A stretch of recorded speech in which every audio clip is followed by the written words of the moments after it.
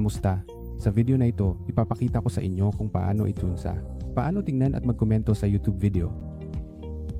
Una, kayang pamahalaan ng software ang walang limitasyong bilang ng YouTube channels, kaya pwede mong ilagay ang mga ito sa software at i-attach ang proxy. Mula ngayon, piliin mo ang seeding function at magkakaroon ito ng seeding videos.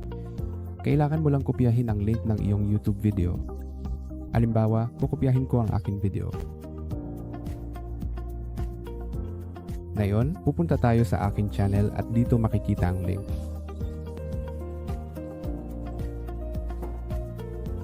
Kopyahin mo ang link at i-paste sa software. Dito, pwede mong i-set up kung gusto mong ang mga account ay mag-like, mag-dislike, mag-subscribe, mag-komento o mag-reply sa mga komento at pwede mo ring hayaan na panoorin ng mga account ang mga video. Pwede mong piliin lahat ng account na gusto mong gamitin at i-set kung ilang account ang gusto mong patakbuhin ng sabay-sabay.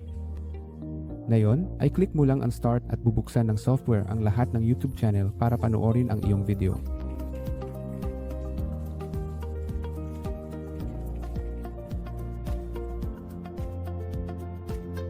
Kung may tanong ka tungkol sa software o gusto mo itong i-install, mag-message ka lang sa akin sa Telegram o WhatsApp.